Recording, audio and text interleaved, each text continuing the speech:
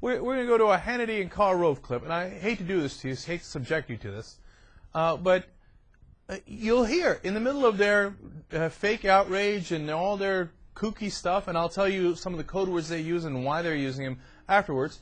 Look at what they say. In the middle of it, Hannity says, "Oh yeah, that that we shouldn't go after Wall Street, that we should give them their bonuses." So then, what the hell are you mad about?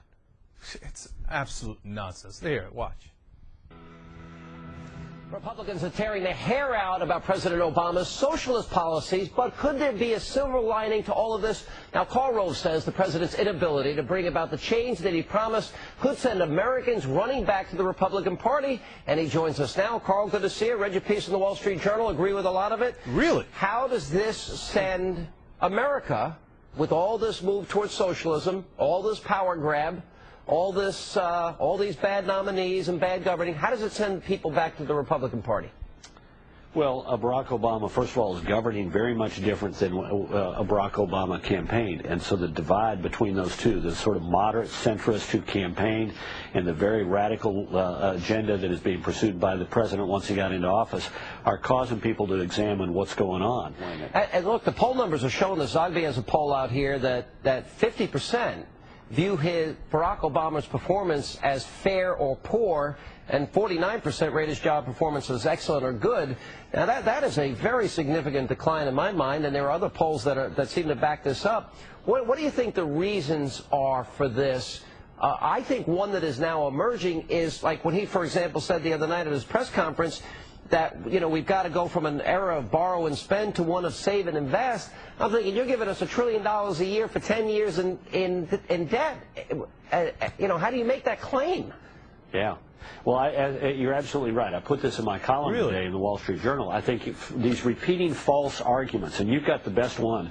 We're going to go from borrow and spend to save and invest, and we're going to do so by creating $9.3 trillion, doubling the national debt in just over 5 years, nearly tripling it in 10 years.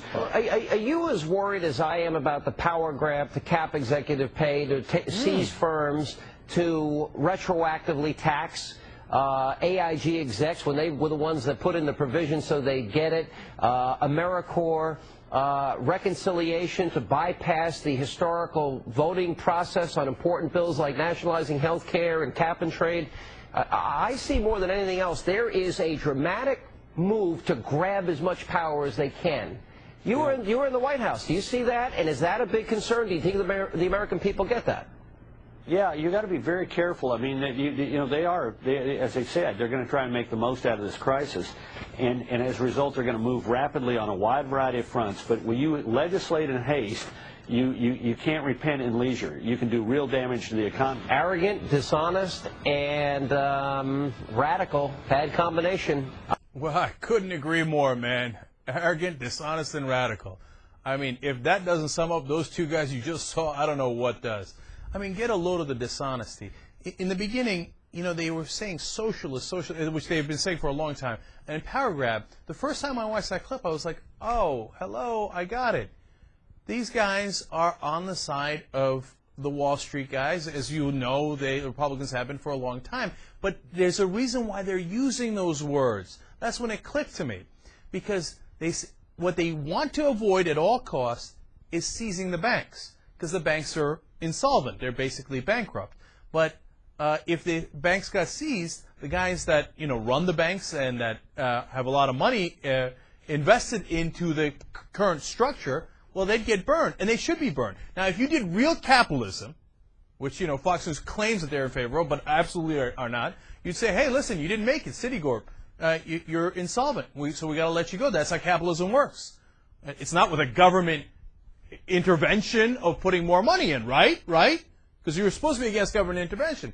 But no, what Hannity wants and what Karl Rove wants is for the government to put the money in and to just keep those guys afloat because they're paying their bills, right? They're paying Karl Rove's and Sean Hannity's bills. So what they say is, oh, no, seizing the banks would be socialism.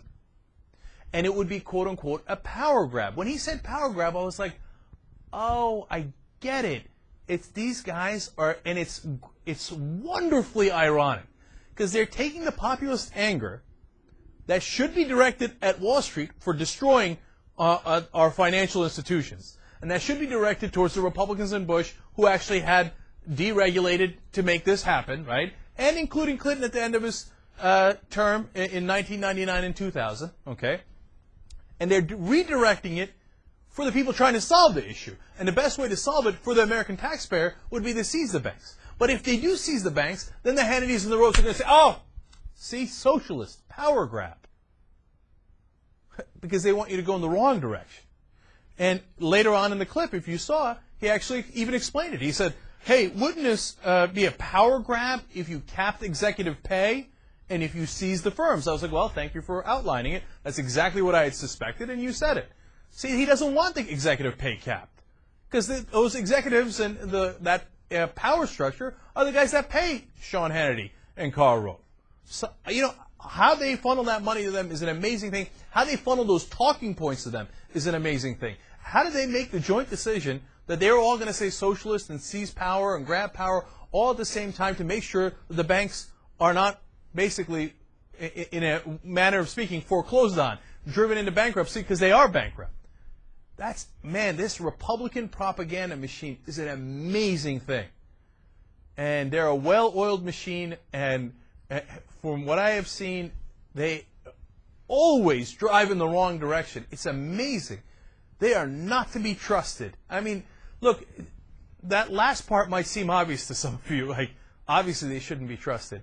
But I'm not sure that I understood the degree to which they are connected to the power infrastructure as well as I do now. It's funny because during the Bush years, it wasn't quite as clear as it is now. Because, look, if you're going to get the populist anger, and they're working everybody up, and so Michelle Bachmann's saying we have to do an orderly revolution, and Thomas Jefferson said to pick up arms, etc., and they're talking about how the overspending, etc., that anger obviously should be directed to the people who destroyed the financial institutions. But it's not. They're purposely directing it away from them. It's amazing. I don't know. I just I think that they do an unbelievable job of trying to deceive the American people. They're very good at it. And if you don't know what's happening and you're a regular schlep watcher of Fox News, you might be like, oh, yeah, oh, I'm so angry. Oh, please don't seize the banks. Please, let's give them money. Let's give them my money. Yeah, I think that'll be a great idea, Sean.